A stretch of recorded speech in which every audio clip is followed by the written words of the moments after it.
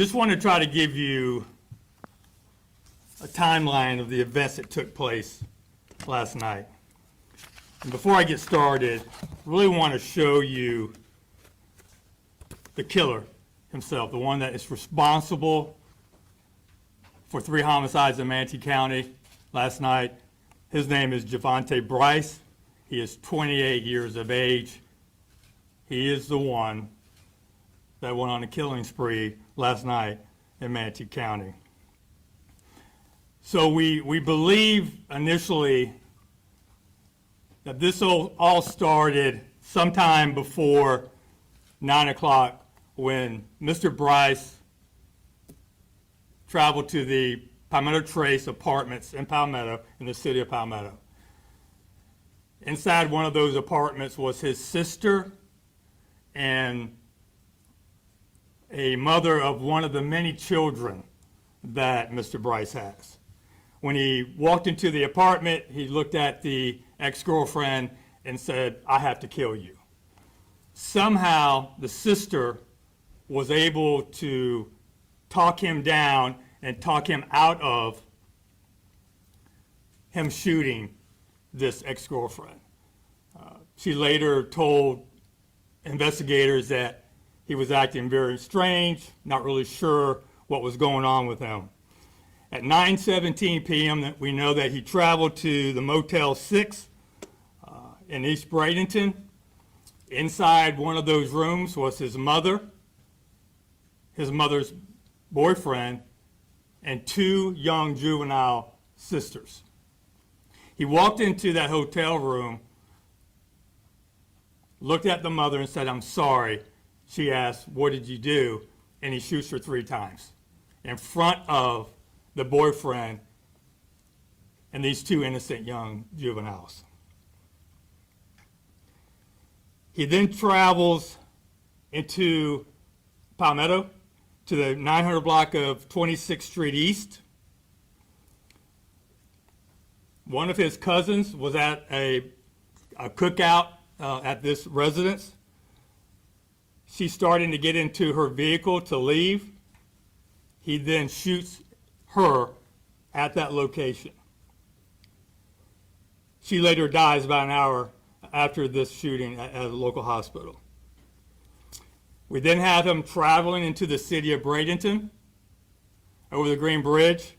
And at roughly 10:04 p.m., he travels to a location in the city of Bradenton, the 4800 block of 51st Street East. This is a residence where another ex-girlfriend lives and her now new partner. He does not shoot or kill the girlfriend, but he shoots and kills the new partner. So at this point, we now have 3 homicide scenes and also an ag assault scene at Palmetto Trace. Investigators are constantly getting information. We know right away that the suspect is Javante Bryce. The family has been very cooperative. They tell us exactly what's going on. We find out that he possibly has another ex-girlfriend in the state of Georgia and that he is now traveling to that state to kill her. We put out a statewide BOLO. Luckily, sheriff deputies with the Hamilton County Sheriff's Office spots the vehicle that Mr. Bryce is driving. They stop him. He immediately gets out of the car and starts firing upon them. They return fire, shooting and killing him there in Hamilton County. And that's where everything ends. I can't really go into all the details. I have talked to Sheriff Reed out of Hamilton County to make sure that those deputies are okay. They are. They're fine. The Florida Department of Law Enforcement will be investigating that deputy-involved shooting there in Hamilton County. But that's what we know right now. We don't know a motive, ladies and gentlemen. We don't know what set this man off. We don't know why he chose to kill his loved ones. We may never know, but we're going to continue to investigate. It's a very fluid and active investigation, and we're trying to get all the answers to the questions that we all have. So that's where we're at right now. and I'll take any questions that you may have. Sheriff, we spoke with some witnesses at the motel. They said that they estimated 20, 30 minutes for officials and police and the EMTs to get there. Do you have an estimate of how long it actually took and why that was, if it did take so long? No, I don't believe that's correct. We'll give you the arrival time of all the personnel involved. The deputies were, dispatched, and I don't know exactly when we got the call, about 9:17, but we'll get those times to you. Sheriff, when you talk about his past state, just going through some court records, it looks like he had some run-ins with some mental health and even some injunctions just out of concern. Yeah, I mean, I know that, just based upon what we can read into now, he had some BOP warrants. He had a burglary with an assault. He had a domestic violence case with strangulation. As far as his mental state of being, I'm not really sure what kind of issues he may have dealt with in the past. We'll still be, investigating all of that. Can we talk about the last few days? Maybe what have you learned about his whereabouts, what he's been doing just in the last few days? Yeah, we haven't really had time to find all that information out. Understand that really the people that are close to him that can give us that information are devastated right now. They're dealing with a mother of several children that is now deceased, a cousin. So they're going through a lot right now, and hopefully we're able to kind of interview them and get some more information on what he may have been going through the last few days prior to this tragic event. Sheriff, you said the sister was able to talk him out of shooting the mother of his child at the first location. Can you give us any more detail about how that went down? He just went in there to kill her. For what reason, we don't know. He asked if he could take a shower. She declined. She said no. But I don't know how she was able to talk him down. She seems to be the only one, at this point that was able to do that. And what kind of weapon did he have, and do we know where he got it? Yeah, it was a handgun. We don't know where he got it. It was a revolver, I think a .38 or something close to that. So, and that's we're assuming that's what he used to fire on the Hamilton County deputies as well. And did they, did he fire back and none of them got struck? No, they're fine. He initiated the fire.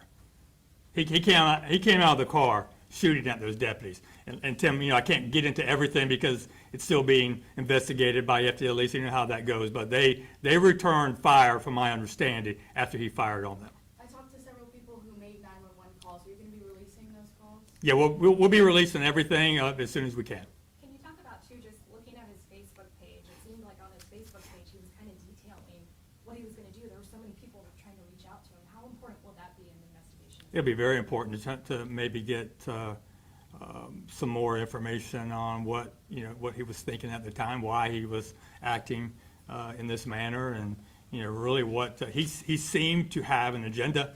He knew exactly who he wanted to kill, and he did not have a hard time locating them. What sort of roadway that the Hamilton County deputy encountered him on? Was it highway or? I'm not really sure. Not really sure. Do we have an idea of the time difference between each shooting and how deputies could have responded, between each one? Well, I can tell you that the first call in relation to the homicide at the Motel 6 came in at 9:17, right? So that's East Manatee County. That's by the interstate. We then got a call of the shooting in the city of Palmetto at 9:40 p.m., and then we got a call of the shooting in the city of Bradenton at 10:04 p.m. I spoke to several people at the motel who were saying that they believed that the situation was regarding a custody battle. Do we know if he had custody of his kids or, any situation like that? Yeah, I don't know how anyone, quite honestly, at that hotel could have any accurate information. Inside that room is his mother, his two sisters, and the mother's boyfriend. So none of the children that belonged to him were in that room. How many children does he have? We believe 12. That's the number we have right now. Was he by himself when he was going to Hamilton County? He did have a female with her. She's being interviewed at this time, and she'll be interviewed by our investigators as well. We don't know her relation to him at this point, but she was in the car with him when the shootout took place in Hamilton County. How crucial was it to get to him before he made it to Georgia? I mean, not only to prevent any more killings, but how would that have complicated the process for you guys if he did make it across state lines? Well, I mean, I think that the main focus for us is to save a life.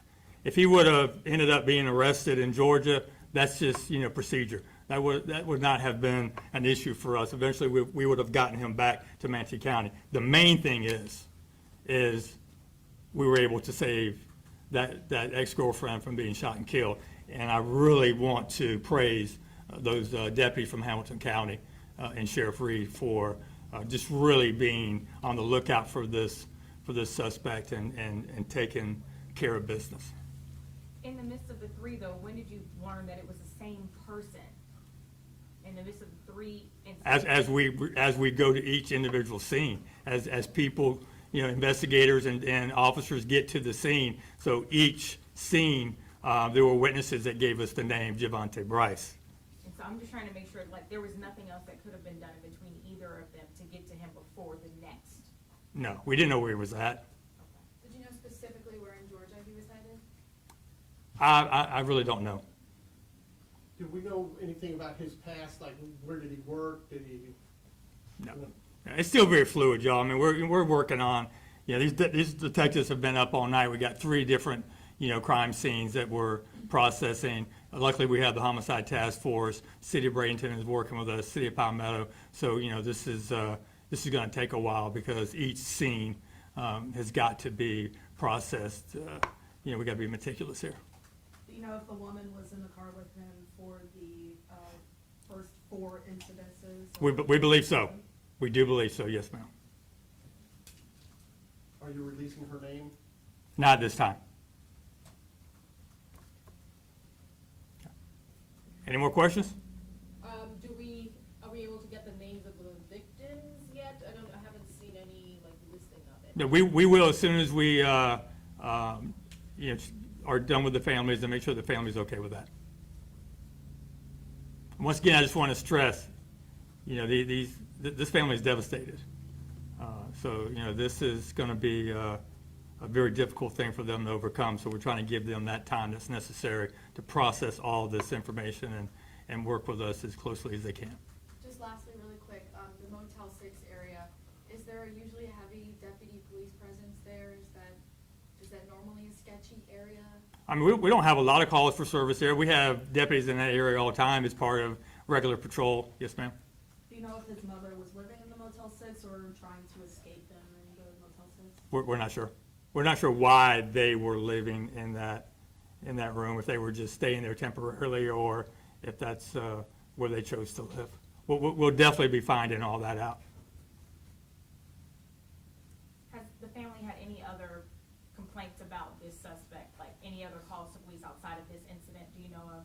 No, well, not that we know of. I think that there may have been a case with him in the city of Bradenton at one point, maybe a child type custody neglect, something. But once again, we'll have to go back and research all of our calls for service to see if that was something in the past that we dealt with.